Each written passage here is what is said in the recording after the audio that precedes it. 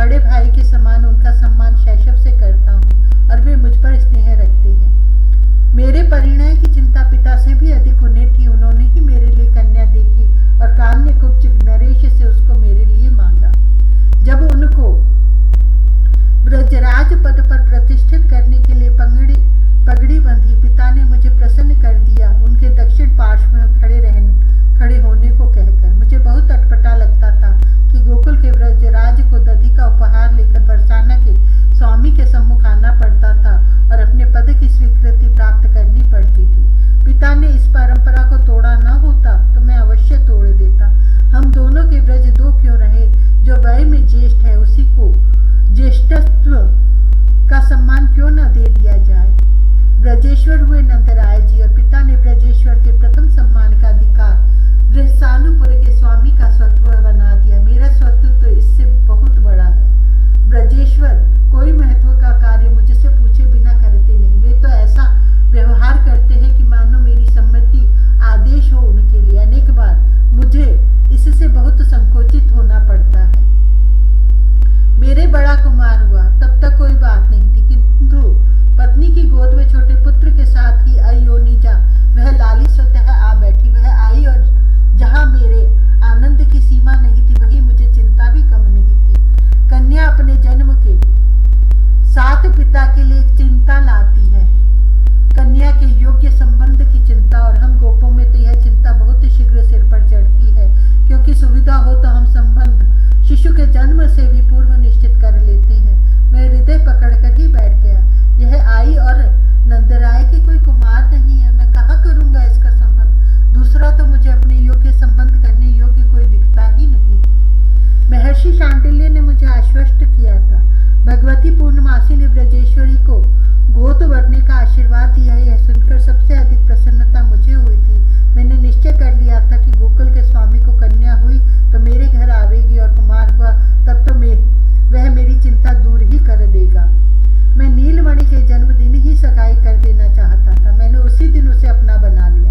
मैंने पूछ लिया था उसी दिन भाई नंदराय जी से कि वे कब मेरी कनकलता सी कन्या को अपने कुमार के लिए स्वीकार करेगी। ब्रजपति ने मुझे भुजाओं में भर लिया। इसमें भी पूछना आवश्यक है, यह तो आपका ही है। नीलमणि पर दृष्टि पड़ी मेरी और हो गया। मेरी कन्या इसी के लिए है, इसी की है, इसमें कुछ कहने सोचने को रह नहीं गया। किंतु नील सुंदर केवल 7 दिन का था। तब पूतना गोकुल में आ धमकी, वह भले मर गई किंतु कंस की ओर से हम सबको सतर्क तो कर ही गई। कंस की क्रूर दृष्टि है ब्रजराज के कुमार पर, अतः मुझे सावधानी पूर्वक ही तो कुछ करना चाहिए। महर्षि गर्गाचार्य आ गए अकस्मात मेरे यहाँ। मैंने प्रार्थना की और उन कृपा मूर्ति ने स्वीकार करके मेरे छोटे कुमार और कन्या का नामकरण कर दिया। भविष्यदर्शी से मैंने बहुत धड़कते हृदय से पूछा था कि मेरी कन्या का विवाह किससे होगा। भाग्य की लिपि मिटाई जानी अत्यंत कठिन है, किंतु मैंने निश्चय कर लिया था।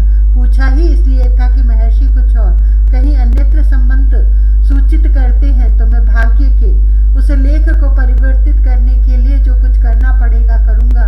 मैं कितनी भी कड़ी तपस्या अथवा अनुष्ठान के लिए प्रस्तुत था, किंतु महर्षि ने तो मेरे मन की